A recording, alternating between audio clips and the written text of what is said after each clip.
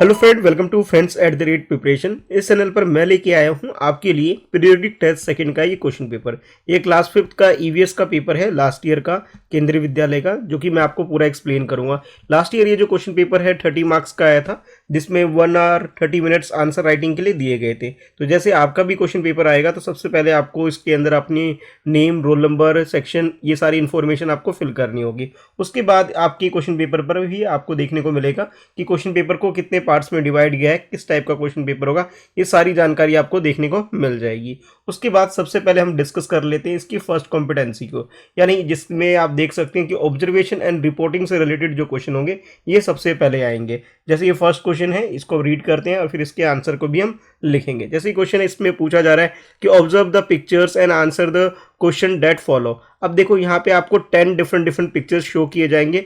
हर एक क्वेश्चन के 1 मार्क्स हैं। इस तरह से ये 10 मार्क्स का कंप्लीट पोर्शन है, जिसमें जैसे फर्स्ट पिक्चर आप देख रहे हैं, इस पिक्चर के बारे में आपसे पूछा जा रहा है name the first Indian women to reach space के अंदर जाने वाली फर्स्ट इंडियन वुमेन कौन है, इसका नाम आपसे पूछा जा रहा है, जिसका ये पिक्चर भी आपको शो किया जा रहा है। तो कल्पना चावला जो है हमारी कंट्री से हैं, जो फर्स्ट वुमेन है जो कि स्पेस में गई थी। तो आप इसका नाम यहाँ पे अपने आंसर में लिख सकते हैं। उसके बाद नेक्स्ट है सेकंड क्वेश्चन, और सेकंड क्वेश्चन में भी आपको एक पिक्चर शो किया जा रहा है। हो सकता है कि आपको पिक्चर थोड़ा क्लियर दिखाई ना दे, क्योंकि ये प्रिंट आउट है, प्रिंट ऐसे ही आया था लास्ट ईयर, तो फिर वैसा ही आपको देखने को मिल रहा है। लेकिन आपके एनसीईआरटी बुक में जो अच्छे पिक्चर होंगे उसे देख करके भी आप प्रैक्टिस कर सकते हो। जैसे क्वेश्चन पूछा जा रहा है कि Changpa live in such tents, what do you call there tents. अब ये जो टेंट में जिसमें चंगपा रहते हैं, आपसे पूछा जा रहा है जो चंगपा लोग जो टेंट में रहते हैं, इस टेंट को वो लोग क्या बोलते हैं, ये आपसे क्वेश्चन पूछा जा रहा है। ठीक है, तो वो आप अपने आंसर नीचे लिख सकते हैं। उसके बाद थर्ड क्वेश्चन देखिए, थर्ड पिक्चर है, इसमें एक फेस्टिवल का एक पिक्चर आपको शो किया जा रहा है, जो लोग यहाँ पे प्रेयर ऑफर कर रहे हैं गॉड को, तो उसके रिगार्डिंग में क्वेश्चन आपसे पूछा जा रहा है name the festival shown in the picture related to moon. Moon से रिलेटेड एक फेस्टिवल है जिसके बारे में आपको ये पिक्चर भी दिखाया जा रहा है, जिसके बारे में आपको ये आंसर लिखना है। तो आप लोग जानते हैं ईद जो फेस्टिवल होता है वो मून से रिलेटेड होता है, तो आप ये अपने आंसर में यहाँ पे लिख सकते हैं। बाकी आप पिक्चर देखकर भी बहुत अच्छे से समझ पा रहे होंगे कि यहाँ ईद के बारे में ही आपको डिस्प्ले किया गया है। उसके बाद नेक्स्ट जो क्वेश्चन है, इसमें जैसे ये पिक्चर आपको शो किया जा रहा है और इस क्वेश्चन के बारे में आपको बोला जा रहा है कि some old house in Srinagar have a special type of window, what is it called. अब देखिए, जो आपने गौरव जानी वाली जो स्टोरी पढ़ी थी अपने एनसीईआरटी बुक के अंदर, उसके अंदर उसने श्रीनगर के बारे में आपको कुछ पिक्चर शो किया था। ठीक है, तो विंडो से रिलेटेड एक पिक्चर ये भी शो किया था। आपकी बुक में कलरफुल पिक्चर है, बट आपके क्वेश्चन पेपर क्योंकि ब्लैक एंड व्हाइट में आएंगे, तो इसी टाइप का आपको पिक्चर वहाँ भी देखने को मिलेगा। तो इसी से आप प्रैक्टिस करिए। ठीक है, तो जैसे क्वेश्चन है, इसमें आपको जो पिक्चर में विंडो दिखाई दे रहा है, तो श्रीनगर में जो इस ओल्ड हाउस में जो विंडो आपको दिखाई दे रहा है, इस विंडो को बोला क्या जाता है, ये आपसे क्वेश्चन में पूछा जा रहा है, जिसे आप आइडेंटिफाई करके अपने आंसर में लिख सकते हैं। उसके बाद नेक्स्ट है फिफ्थ क्वेश्चन, और फिफ्थ क्वेश्चन में आपको बोला जा रहा है name the gas used for cooking in our house. हमारे घरों में जो गैस सिलेंडर यूज होता है, इसके अंदर बेसिकली कौन सा गैस यूज होता है, उसका नाम आपको यहाँ पे बताना है। तो आप लोग जानते हो कि हमारे घर में एलपीजी गैस यूज होती है, तो आप यहाँ पे एलपीजी गैस, जैसे सिलेंडर देख के ही आपको पता लग गया है, तो आप एलपीजी गैस यहाँ पे अपने आंसर में लिख सकते हैं। ठीक है, इसके बाद नेक्स्ट है आपके लिए 6th क्वेश्चन, और इसके अंदर जैसे ये पिक्चर आपको शो किया जा रहा है, इस पिक्चर को ध्यान में रखते हुए आपके लिए क्वेश्चन है name the renewable source of energy shown in the picture. देखिए यहाँ पे सन को यूज करके ये सोलर पैनल को चार्ज किया जा रहा है, और उसके बाद जो बैटरी चार्ज हो जा रही है, तो घर के अंदर लाइट वगैरह के लिए, इलेक्ट्रिसिटी वगैरह के लिए इसे यूज़ किया जा रहा है। तो जैसे इस क्वेश्चन में आपसे पूछा जा रहा है ये जो रिन्यूएबल एनर्जी जो है, इसके सोर्स कौन है, तो सोर्स आपको यहाँ सन दिखाई दे रहा है। ठीक है, तो उसके बारे में आप यहाँ पे अपने आंसर में लिख सकते हैं। ठीक है, उसके बाद नेक्स्ट है आपके लिए क्वेश्चन नंबर 7। 7th क्वेश्चन में भी आपको ये पिक्चर शो किया जा रहा है, और यहाँ पे एक नेचुरल डिजास्टर के बारे में एक इन्फॉर्मेशन या पिक्चर आपको दिखाई दे रहा है, और क्वेश्चन आपसे पूछा जा रहा है कि excessive rainfall can lead to which natural disaster. जब भी बहुत सारा रेनफॉल होता है, बहुत ज़्यादा बारिश होने लग जाती है, तो कौन सा नेचुरल डिजास्टर आता है, ये आपसे पूछा जा रहा है। तो आप लोग जानते हो जो फ्लड होता है, फ्लड जो एक प्रॉब्लम आप कह सकते हो कि एक नेचुरल डिजास्टर है, वो कब आता है, जब बहुत ज़्यादा बारिश होती है, बहुत ज़्यादा पानी इकट्ठा हो जाता है, तो ये प्रॉब्लम आपको देखने को मिलती है। तो आप अपने आंसर में फ्लड आंसर में लिख सकते हैं। ठीक है, अच्छा, उसके बाद नेक्स्ट है आपके लिए क्वेश्चन नंबर 8th क्वेश्चन में भी एक पिक्चर आपको शो किया जा रहा है, ये भी एक एस्ट्रोनॉमर है। ठीक है, और क्वेश्चन आपसे पूछा जा रहा है name the astronaut who made the record of longest space flight by a woman in the year 2006। 2006 में स्पेस में सबसे ज़्यादा टाइम तक रहने वाली ये लेडी हैं जो कि स्पेस में रही थी, उस लेडी का आपसे नाम पूछा जा रहा है। देखिए आपने अपनी बुक के अंदर इसके रिगार्डिंग में एक स्टोरी भी पढ़ी थी, ठीक है, आप लोगों को याद आ रहा होगा, स्पेस से रिलेटेड एक चैप्टर भी था आपका सुनीता विलियम्स का। तो सुनीता विलियम्स जो लेडी है वो स्पेस में सबसे ज़्यादा टाइम तक रहने वाली एस्ट्रोनॉट है, तो आप उनका नाम यहाँ पे अपने आंसर में लिख सकते हो, सुनीता विलियम्स, जिसकी स्टोरी आपने पढ़ी भी थी आपकी बुक के अंदर, सुनीता इन द स्पेस जो चैप्टर था वहीं से ये क्वेश्चन आपसे पूछा जा रहा है, ठीक है। अच्छा, उसके बाद नेक्स्ट है आपके लिए क्वेश्चन नंबर 9, जिसके अंदर आपको ये कुछ इक्विपमेंट दिखाई दे रहे हैं और इसके रिगार्डिंग में क्वेश्चन आपसे पूछा जा रहा है, right the name of the fuel used in the induction stove shown above. अब ये जो इंडक्शन दिखाई दे रहा है, इंडक्शन किससे चलता है, इलेक्ट्रिसिटी से चलता है, तो जैसे आपसे पूछा जा रहा है इसके अंदर कौन सा फ्यूल यूज किया जा रहा है, तो आप लोग लिख सकते हैं इलेक्ट्रिसिटी। इलेक्ट्रिसिटी से रन करते हैं इंडक्शन कुकर, आप लोगों के घर में भी शायद होगा, तो आप लोग इसका आंसर यहाँ पे लिख सकते हैं कि ये जो इंडक्शन कुकर है या इंडक्शन स्टोव है ये इलेक्ट्रिसिटी से चलते हैं, तो आप अपने आंसर में इलेक्ट्रिसिटी लिख सकते हैं, ठीक है। अच्छा, उसके बाद नेक्स्ट है आपके लिए 10th क्वेश्चन, और 10th क्वेश्चन में आपसे भी एक पिक्चर शो किया जा रहा है, टेंट से रिलेटेड है। तो ये टेंट से रिलेटेड जो पिक्चर आप देख पा रहे हैं, इसमें आपसे क्वेश्चन पूछा जा रहा है, name the type of house shown in the picture. तो टेंट हाउस आपको दिख रहा है, तो आप अपने आंसर में यहाँ पे टेंट हाउस लिख सकते हैं, ठीक है। तो इस तरह से आप इस क्वेश्चन को कंप्लीट कर सकते हैं और आपकी जो फर्स्ट कॉम्पिटेंसी थी वो भी कंप्लीट हो जाती है, ठीक है। उसके बाद नेक्स्ट कॉम्पिटेंसी आपकी है आइडेंटिफिकेशन एंड क्लासिफिकेशन, ठीक है। तो ये भी 10 मार्क्स का ही आपको देखने को मिल रहा है यहाँ पे। तो इसके अंदर भी हम लोग सबसे पहले क्वेश्चन को रीड करेंगे और उसके अकॉर्डिंग जो भी आंसर होगा उसे हम लिखेंगे। जैसे ये ए क्वेश्चन है, इंस्ट्रक्शन आपको गिवन है कि आंसर द फॉलोइंग, ठीक है। यहाँ पे जैसे आपको फर्स्ट क्वेश्चन है जिसमें आपको बोला जा रहा है, right if the following incident will take place in a space और on the earth in the table below. अब ये जो डिफरेंट जो स्टेटमेंट्स आपके पास है फर्स्ट सेकंड थर्ड, इनके बारे में बताना है कि ये अर्थ के ऊपर या स्पेस के ऊपर ये एक्टिविटी हो सकती है नहीं हो सकती है। फर्स्ट स्टेटमेंट में आपको बोला जा रहा है, पर्सन फ्लोट इन एयर। अब कौन सी जगह पे जो पर्सन है फ्लोट कर सकता है, अर्थ के अंदर तो फ्लोट नहीं कर सकता बट स्पेस में फ्लोट कर सकता है। तो इस वाले स्टेटमेंट को हमें क्या करना होगा, जिस टेबल के अंदर जो स्पेस वाला कॉलम है यहाँ हम लिख सकते हैं इसे। उसके बाद सेकंड स्टेटमेंट आपको गिवन है, water stay in a bucket. तो बकेट के अंदर जो वाटर स्टे करता है वो ऐसा कहाँ होता है, ये अर्थ के ऊपर होता है, तो ठीक है। तो आप ये सेकंड स्टेटमेंट को यहाँ पर लिख सकते हैं। उसके बाद थर्ड स्टेटमेंट आपको गिवन है, water takes shape of bowls. जो वाटर है बाउल का शेप ले लेता है, ऐसा स्पेस के अंदर हो सकता है, ठीक है। तो आप यहाँ पे लिख सकते हैं इसे, ये जो स्पेस वाला कॉलम है यहाँ आप लिख सकते हैं।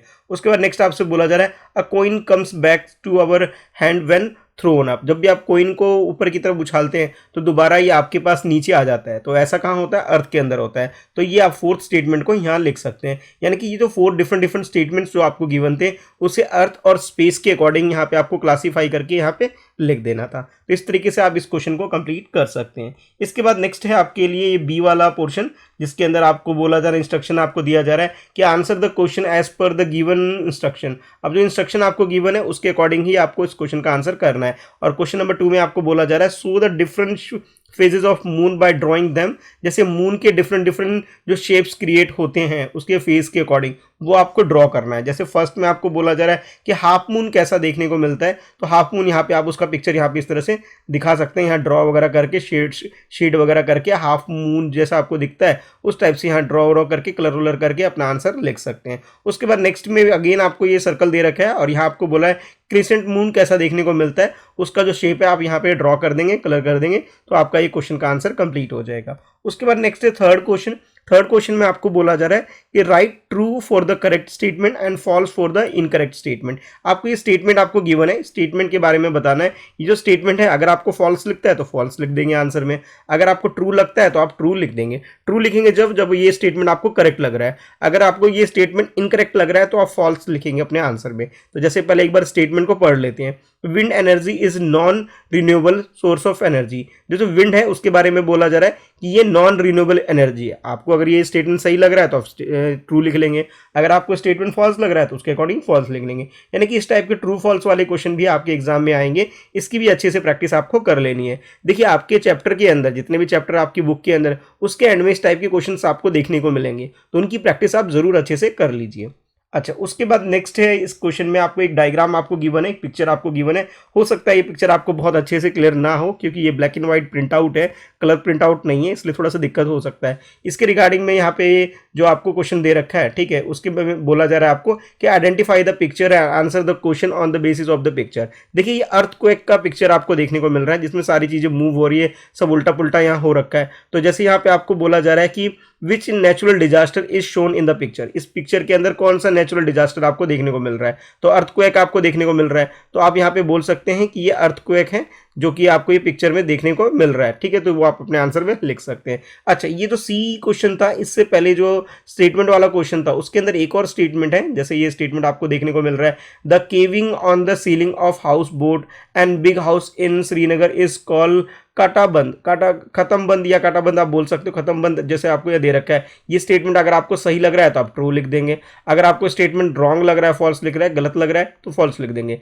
तो जैसे प्रीवियस क्वेश्चन था ना जिसमें दो एक स्टेटमेंट यहाँ पर था, उसके अकॉर्डिंग ही यहाँ पर एक और स्टेटमेंट आपको दे रखा है, दोनों में ट्रू या फॉल्स में से आप अपना आंसर चूज कर सकते हैं। अब बात कर लेते हैं इस सी वाले को फर्दर और। तो जैसे आपने यहाँ पे जो फर्स्ट क्वेश्चन था, फर्स्ट पार्ट था, इसका आंसर आपने कर लिया होगा। इसके बाद इसके अंदर फर्दर और भी क्वेश्चन है, जैसे कि आप यहाँ देख सकते हो बी पार्ट है इसके अंदर। बी पार्ट में आपसे पूछा जा रहा है what should one do when the situation occur, जब भी नेचुरल डिजास्टर आते हैं, खासतौर पर अगर अर्थक्वेक आए तो आप क्या कर सकते हो। तो जो भी ओपन स्पेस है, जैसे खुला एरिया है, हमें वहां पे मूव कर लेना चाहिए ताकि हम अपनी लाइफ को सेव कर सके, अपने आप को बचा सके। तो जो भी जैसे खुला पार्क वगैरह है, यानी कि बिल्डिंग वगैरह से हमें तुरंत बाहर निकल जाना चाहिए, ऐसी जगह पे हमें नहीं रुकना चाहिए जहां से हम बच ना सके, तो हमें खुले एरिया में चले जाना चाहिए। ये आप एक कर सकते हैं, एक तरह से प्रिकॉशंस ले सकते हैं। तो जो भी प्रिकॉशंस आप लिख सकते हो वो आप यहाँ पे अपने आंसर में लिख सकते हैं। उसके बाद इसका सी पार्ट है। सी पार्ट में आपको बोला जा रहा है name 2 area in India usually threatened bye it. अब देखिए नेचुरल डिजास्टर को ध्यान में रखते हुए, अगर अर्थक्वेक को ध्यान में रखते हुए अगर हम बात करें तो जितने भी हिल एरिया है, जैसे नॉर्थ ईस्ट स्टेट है हमारी कंट्री के अंदर, ठीक है, नॉर्थ ईस्ट के अंदर जितने भी स्टेट है उस वहाँ पे सबसे ज़्यादा अर्थक्वेक आते हैं। तो उनमें से किसी भी स्टेट का आप नाम लिख सकते हैं नॉर्थ ईस्ट लिखकर, जैसे आसाम के अंदर भी बहुत ज़्यादा अर्थक्वेक आता है, ठीक है। आसाम के अलावा अरुणाचल प्रदेश जो है वहाँ पे भी अर्थक्वेक बहुत ज़्यादा आता है, वो भी लिख सकते हैं। इसके अलावा त्रिपुरा, मेघालय, यानी कहने का मतलब ये है नॉर्थ ईस्ट के किसी भी स्टेट की बात करें वहाँ पे सबसे ज़्यादा अर्थक्वेक आता है, तो उन एरिया के बारे में आप लिख सकते हैं। इसके अलावा जितने भी हिली स्टेट्स हैं, जैसे कि उत्तराखंड हो गए, वहाँ पे भी बहुत ज़्यादा ये नेचुरल डिजास्टर यानी कि अर्थक्वेक आता है, तो उनका नाम भी आप यहाँ पे अपने आंसर में लिख सकते हैं। अच्छा, इसके बाद नेक्स्ट है आपके लिए डी वाला पोर्शन, और डी वाले पोर्शन में आपसे पूछा जा रहा है who give warning to the people about the natural calamity like this. अब देखिए इस तरह की जो नेचुरल कैलेमिटीज होती हैं, इससे रिलेटेड जो आपसे पूछा जाए वार्निंग कौन देता है, तो हमारी कंट्री के अंदर ना जो जियोलॉजिकल डिपार्टमेंट होते हैं, ठीक है, तो वो सब ये क्या करते हैं कि हमें पहले से वार्न कर देते हैं कि भी इस एरिया में अर्थक्वेक या इस तरह की चीज़ें आ सकती है। तो और उसके लिए एनडीआरएफ जो टीम होती है वो भी काम करती है, ठीक है। एनडीआरएफ और जो भी क्या बोलते हैं हमारी कंट्री में नेशनल जो भी इस टाइप की जो कमेटी वगैरह है जो इसके रिगार्डिंग में जो काम करती है, तो उसके नाम आप यहाँ पे लिख सकते हैं, ठीक है। इतना करने के बाद नेक्स्ट आपके लिए क्वेश्चन जो है वो थर्ड कॉम्पिटेंसी से है, जो कि आपका डिस्कवरी ऑफ फैक्ट्स का है, ठीक है। जैसे यहाँ पे फर्स्ट क्वेश्चन अगर आप देखेंगे तो जो ए लिखा हुआ है इसके अंदर, इसमें 2 पार्ट्स है, फर्स्ट एंड सेकंड। इसमें आपको सीएनजी और ISRO यानी कि इसरो के फुल फॉर्म लिखने के लिए आपको बोला जा रहा है। तो सीएनजी का तो आप लोग जानते ही हैं, ये आप लोग जो है सीएनजी जैसे गाड़ी वगैरह में भी यूज़ किया जाता है गैस, उसकी फुल फॉर्म आप लिख देंगे। इसरो जो कि हमारे यहाँ हमारी कंट्री में जो स्पेस से रिलेटेड जो ऑर्गेनाइजेशन है जो काम करती है, उसका फुल फॉर्म आपसे पूछा जा रहा है। तो बहुत आसानी से आप लिख सकते हैं इंडियन स्पेस रिसर्च ऑर्गेनाइजेशन, ये आप अपने आंसर में लिख सकते हैं। बेसिकली यहाँ पे दोनों का फुल फॉर्म लिखने के लिए आपको बोला जा रहा है, जो कि आप लिख पाएंगे। उसके बाद नेक्स्ट है आपके लिए बी पार्ट। बी पार्ट में आपको बोला जा रहा है answer this question given below. जैसे क्वेश्चन है, जैसे थर्ड क्वेश्चन देखोगे, इसमें आपको बोला जा रहा है why should we use petrol and diesel judiciously. ये जो पेट्रोल और डीजल है इसे हमें बहुत ध्यान में रखे हुए क्यों यूज करना चाहिए। देखिए ये एक तरह से नेचुरल रिसोर्सेज हैं जो कि एक टाइम के बाद खत्म हो जाएंगे, ठीक है। ये एक तरह से दोबारा से हम इसे क्रिएट नहीं कर पाएंगे, क्योंकि इसे क्रिएट करने में काफ़ी ज़्यादा साल लगते हैं। इसलिए हमें इन चीज़ों को, यानी कि इस तरह के जो नेचुरल रिसोर्स है जिसके अंदर पेट्रोल हो गया, डीजल हो गया, इसे हम बहुत सावधानी से यूज़ करना चाहिए। जितना मिनिमम हो सकता है उतना मिनिमम हमें इसे यूज़ करना चाहिए, ताकि जो बाद वाली जो जनरेशन है वो भी इसे यूज़ कर सके, उनके लिए भी हमें इसे सेव करके रखना चाहिए। अच्छा, उसके बाद नेक्स्ट है आपके लिए फोर्थ क्वेश्चन।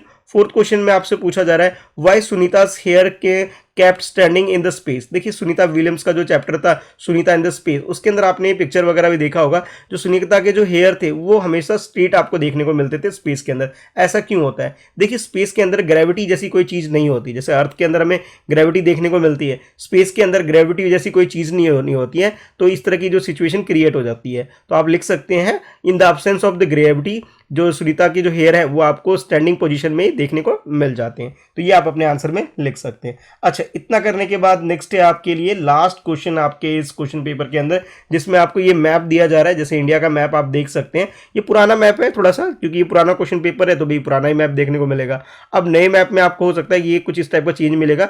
ये JNK है, यानी कि जम्मू एंड कश्मीर है, और लेह लद्दाख वाला जो पोर्शन है ये आपको ऊपर देखने को मिल जाएगा। ठीक है, इसको थोड़ा सा करेक्ट भी आप कर सकते हैं। अब देखिए इस क्वेश्चन में आपसे पूछा जा रहा है, show the place given below in the Indian political map. 2001 के अंदर हम अर्थक्वेक की बात कर रहे थे, गुजरात के अंदर आया था हमारी कंट्री के अंदर, तो इसे लोकेट करने के लिए आपको बोला जा रहा है। तो जैसे आप यहाँ देख सकते हैं, जो गुजरात है ये इसका मैप आप यहाँ पे देख सकते हैं। गुजरात के अंदर सबसे ज़्यादा अर्थक्वेक आया था, तो आप इसे लोकेट करके बता सकते हैं कि ये गुजरात है, और गुजरात के अंदर ही सबसे ज़्यादा जो इफेक्ट पड़ा था, तो उस स्टेट को आप यहाँ कलर करके और इसे लोकेट करके आप बता सकते हैं। अच्छा, नेक्स्ट जो है 6th पार्ट जो है इसके अंदर बोला जा रहा है कि place where Bakarwala people belongs to. Bakarwala people जो है ये कश्मीर में रहते हैं। ठीक है, तो आप यहाँ जो कश्मीर वाला जो पोर्शन आपको यहाँ देखने को मिल रहा है, ठीक है, ये मैं शेड कर देता हूँ जम्मू एंड कश्मीर, तो कश्मीर वाला जो पोर्शन है यहाँ देखने को मिलते हैं, तो आप इसे यहाँ पे लोकेट कर सकते हैं, यहाँ लिख करके अपना आंसर बता सकते हैं। उसके बाद नेक्स्ट आपको बोला जा रहा है कि mark Leh.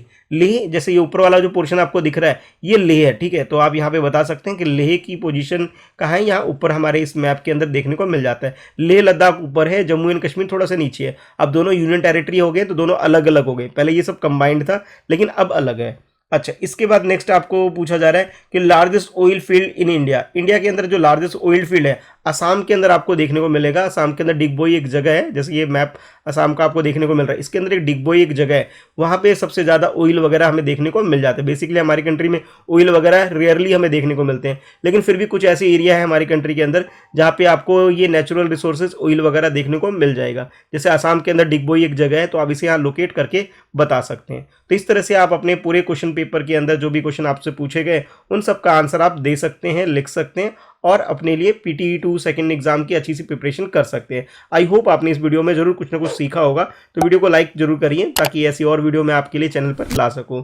Friends, @preparation channel को सब्सक्राइब कर लीजिए, बेल आइकन प्रेस करिए ताकि जब भी वीडियो मैं अपलोड करूं तो इसकी नोटिफिकेशन आपको मिल सके। इसके अलावा मेरा जो सेकंड चैनल है मेरे नाम से मिस्टर कृष्णा शाह, इस चैनल को भी सब्सक्राइब करके बेल आइकन प्रेस कर दीजिए ताकि जब भी मैं यहाँ वीडियो अपलोड करूँ तो इसकी भी नोटिफिकेशन आपको मिल जाए। अगर आप केंद्रीय विद्यालय के स्टूडेंट हैं तो आपके लिए बहुत ज़रूरी है कि आपको केंद्रीय विद्यालय से रिलेटेड सारी अपडेट टाइम टू टाइम मिल जाए। इसके लिए मैंने टेलीग्राम पे एक ग्रुप भी क्रिएट कर रखा है, जिसका लिंक नीचे डिस्क्रिप्शन में आपको मिल जाएगा, वहाँ पे क्लिक करके आप ज्वाइन कर सकते हैं। ठीक है, कोई डाउट है, कुछ पूछना चाहते हो तो आप लोग मुझे इंस्टाग्राम पे फॉलो कर सकते हो। ठीक है, मेरी ID है @Mr. कृष्णा शाह, जहाँ आप मैसेज करके अपने सारे डाउट मुझसे पूछ सकते हो। व्हाट्सएप पे कनेक्ट होना चाहते हो, उसका लिंक नीचे डिस्क्रिप्शन में आपको दे रखा है, उस पर क्लिक करके भी आप ज्वाइन कर सकते हो, मुझे फॉलो कर सकते हो। ठीक है, तो चलिए फिर मिलते हैं नेक्स्ट वीडियो में। आज के लिए इस वीडियो में इतना ही है।